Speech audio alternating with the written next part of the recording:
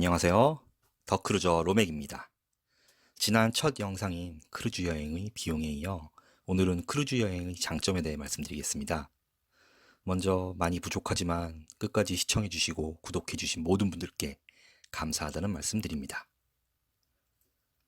크루즈 여행은 정말 많은 장점을 가지고 있습니다. 물론 크루즈 여행이라는 제약 때문에 단점도 포함하고 있습니다.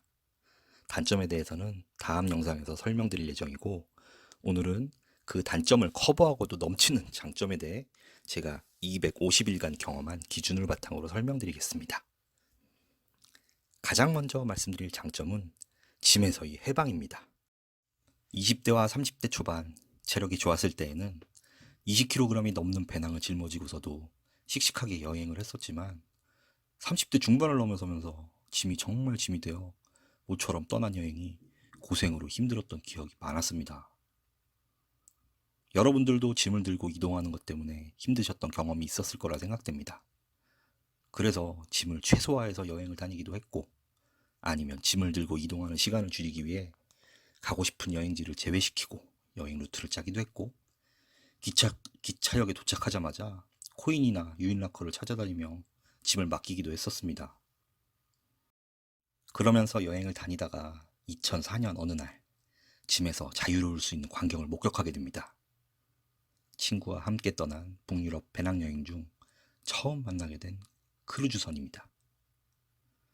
크루즈선에서 가벼운 가방 한 개 혹은 카메라만 들고 깔끔 편안한 옷을 차려입고 관광에 나서는 승객들을 보고, 저 호화 크루즈를 타는 사람들은 엄청난 부자들일 거야 라고 생각하며 부러워하면서도 도대체 얼마면 저 배를 탈 수 있는지 궁금해지기 시작했습니다. 그래서 돌아오자마자 크루즈에 대해 알아보기 시작했고, 생각보다 싼 가격에 놀라며 크루즈 여행을 꼭 해보리라 마음먹고 2년 뒤인 2006년 드디어 첫 크루즈 여행을 떠나게 되었습니다. 저희 첫 크루즈 여행 루트는 베니스를 떠나 두브로브니크, 산토리니, 미코노스 등을 여행하고 돌아오는 7박 8일간의 일정이었습니다. 가격에 만족하며 떠났던 여행이었지만, 제가 가장 마음에 들었던 부분은 두 손 가볍게 일주일간 여러 도시를 다니며 여행을 했던 부분이었습니다. 크루즈 여행은 이런 짐에서 해방할 수 있는 여행입니다. 첫날 승선을 하게 되면 마지막 날 하선까지 짐을 싸고 풀고 하지 않아도 크루즈는 편안하게 여행지로 여러분들을 이동시켜줍니다. 게다가 여행 가방 1개, 2개 등의 무료 적재 규정이 있는 비행기와는 달리 크루즈는 그런 규정이 없습니다. 짐을 원하는 만큼 가지고 여행을 즐길 수 있다는 뜻이죠. 크루즈 여행의 수요가 많은 공항의 경우 공항부터 여러분의 크루즈 선실까지 짐을 옮겨주는 서비스도 있으니 더더욱 편히 여행을 할 수 있죠. 물론 반대로 크루즈에서 공항까지 짐을 옮겨주는 서비스도 있습니다. 크루즈의 수화물에 대해서는 다음에 자세히 다루도록 하겠습니다. 제가 선정한 크루즈 여행의 장점 두 번째는 다양한 놀거리입니다. 지금도 크루즈 여행을 경험해보지 않으시거나 도시간의 페리 등만을 이용해본 주위분들은 배에서 뭐 하면서 시간을 보내? 지루하지 않아? 라고 묻곤 하십니다. 제가 하나하나 열거하기도 힘든 다양한 놀거리에 대해서 이야기를 하면 그런 것도 있느냐며 놀라워하셨죠. 그런 놀라운 놀거리들에 대해 쭉 열거해 보겠습니다. 먼저 크루즈의 엔터테인먼트 시설들에 대해 말씀드리겠습니다. 선사마다 선박의 규모에 따라 많은 시설을 갖추기도 하고 기본적인 시설들만 운영하기도 하니 참고 바랍니다. 크루즈에 아이스링크, 방탈출 게임, 서바이벌 게임, 범퍼카, 아찔한 높이의 전망대, 스카이다이빙 및 서핑 체험 시설, 볼링장, 짚라인, 워터파크 등이 있다는 것을 들어보셨나요? 정말로 이러한 시설들이 크루즈 안에서 운영되고 있고, 저도 이번 세계 일주 크루즈 여행과 그 이전에 경험했던 크루즈 여행에서 이러한 놀거리들을 직접 체험하며 즐겼습니다. 위의 시설들은 앞서 언급드렸듯 크루즈 선사 및 선박 규모에 따라 있을 수도 없을 수도 있으니 크루즈 여행 계획 시 확인하시면 됩니다. 매일 벌어지는 수준 높은 다양한 공연, 카지노, 피트니스, 스파 및 사우나, 실내외 수영장, 스포츠 코트 등은 대부분의 크루즈에서 운영하고 있는 기본 시설들입니다.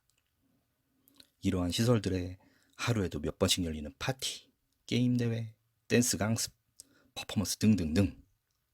시간이 모자랄 정도로 많은 이벤트들을 매일매일 크루즈에서 즐길 수 있습니다. 크루즈 여행 장점 세 번째는 다양한 먹거리입니다. 크루즈 비용에는 기본적인 식사 비용이 포함되어 있습니다. 기본적인 식사에는 4, 5성급 호텔 수준의 조식, 중식, 석식과 브런치, 간식, 야식 등이 모두 포함되어 있어 무언가를 먹고 싶을 때 언제든지 배를 채울 수 있습니다. 하루 3끼 모두 뷔페 식당을 이용할 수도, 정찬 레스토랑을 이용할 수도 있고, 매일 같은 메뉴가 아닌 다른 메뉴를 승객들에게 제공해 여러분들의 입맛을 만족시켜줍니다. 식수, 아이스티, 레모네이드, 커피, 티, 주스 등도 기본 비용에 포함되어 있습니다. 그래도 일주일간 같은 곳에서 식사를 하면 물리지 않냐고요? 그런 분들과 더 좋은 음식을 원하는 분들을 위해 크루즈에서는 스페셜티 레스토랑과 카페, 알코올, 소다류 등을 유료로 운영하고 있습니다. 아침에 일어나 아무것도 하기 싫을 때 여러분의 방까지 식사를 배달해주기도 합니다. 크루즈 여행의 장점 네 번째는 가족 여행에 적합하다는 것입니다. 앞서 말씀드린 시설과 음식뿐만 아니라 크루즈에는 2세부터 청소년까지 연령대별로 즐길 수 있는 키즈 클럽을 운영하고 있습니다. 이 키즈 클럽에서는 각종 교육, 과학 실험, 놀이, 파티, 식사 등을 할 수 있고, 아이를 맡겨놓고 기항지 투어를 다녀올 수도, 부부 둘만의 시간을 가질 수 있도록 운영됩니다. 이곳의 프로그램은 모두 영어로 진행되어 아이들의 영어 교육에도 많은 도움이 되죠. 나이가 많거나 몸이 불편한 부모님을 모시고 크루즈 여행을 즐겨도 전혀 걱정하실 필요가 없습니다. 모든 크루즈가 그렇지 않지만 대부분 크루즈의 주 연령대는 50대 이상입니다. 이들이 편하게 여행을 할 수 있도록 크루즈는 시설의 편의성과 시니어들이 즐길 수 있는 프로그램, 음식 등을 제공합니다. 크루즈 여행의 장점 다섯 번째는 많은 친구를 사귈 수 있다는 것입니다. 저는 이번 세계 일주 크루즈 여행을 하며 친구들, 어머니와 함께 여행을 하기도 했지만 혼자 여행을 한 적도 있었습니다. 하지만 크루즈에서는 혼자 여행하는 사람들을 위해 함께 식사하는 자리를 마련하기도 하고, 파티도 하는 등 마음만 먹으면 외롭지 않게 여행을 할 수 있고, 운동을 하거나 게임에 참여하면서 새로운 친구를 사귈 수도 있습니다. 250여일간 세계 일주를 하며 많은 외국 친구들을 사귀었고, 그들과 함께 기항지 투어를 하기도 했으며, 그들이 살고 있는 나라에 갈 때면 함께 여행을 하거나 잠자리까지 제공받을 정도로 돈독한 우정을 쌓기도 했습니다. 물론 세계 각지의 친구를 사귀려면 언어의 장벽을 넘어야 하지만 중학생 수준도 안 되는 영문남인 로맥. 하지만 친구를 사귀는데 제약은 없었습니다. 심지어 영어 한마디도 못하는 우루과이 친구와도 번역기를 써가며 친해질 수 있었죠. 저와 브라더라고 부를 정도로 친해진 캐나다 친구는 영어로 제대로 된 표현도 못해 미안해하는 저에게 이런 말도 했습니다. 눈빛과 마음만으로도 너가 좋은 친구임을 알 수 있다 라고요. 하지만 언어가 조금 더 능숙했다면 훨씬 좋았겠다라는 아쉬움이 많습니다. 크루즈 여행의 장점 여섯 번째는 제 개인적인 취향인 바다에서 도시를 바라볼 수 있다는 것입니다. 일반 여행을 하면 대부분 육지에서 관광지를 방문하고 페리나 유람선을 타지 않는 이상 바다에서 도시를 바라볼 기회가 많지 않습니다. 물론 바닷가나 육지에서 떨어져 있는 제방 등에서 도시를 바라볼 수 있지만 크루즈는 10층 이상의 높이에서 도시 전체를 조망할 수 있습니다. 크루즈를 타지 않으면 절대 눈에 담을 수 없는 광경인 것이죠. 첫 출발지였던 싱가포르부터 두바이, 나폴리, 바르셀로나, 리스본, 마이애미, 시애틀, 샌프란시스코, 시드니 등 아름답기로 소문난 도시들을 바다에서 바라보는 감동을 여러분도 느끼고 싶지 않으신가요? 크루즈 여행의 장점 일곱 번째는 여행의 편리성입니다. 발트해의 도시들을 테마로 여행지는 코펜하겐에서 출발해 스톡홀름, 헬싱키, 상트페테르부르크, 탈린을 가는 일정을 예로 들어보겠습니다. 일반 여행이라면 각 도시 간 이동 시 기차나 버스, 비행기, 페리를 이용해야 여행할 수 있습니다. 물론 짐을 항상 챙겨가야 할 것이고 도착지에 숙소도 찾아가야 할 것이고 비행기를 이용한다면 공항까지 이동해 수속을 하고 대기를 하고 탑승해 도착 후 짐을 찾고 이러한 번거로운 일들로 여행을 하기도 전에 몸은 지칠 것입니다. 크루즈 여행은 이런 번거로움이 없습니다. 코펜하겐에서 출발해 크루즈에서 식사도 하고 행사에 참여하고 잠을 자면 스톡홀름에 도착합니다. 그리고 자유여행을 하든지 크루즈에서 운영하는 기항지 투어에 참여하든지 개인의 취향에 맞게 여행을 하고 다시 배에 승선해 또 선상생활을 즐기거나 휴식을 취하면 어느새 다음 기항지인 헬싱키에 도착하게 됩니다. 이런 식으로 상트페테르부르크도 탈린도 여행을 하면 크루즈는 출발지인 코펜하겐에 다시 도착하게 되죠. 얼마나 편안한 여행인가요?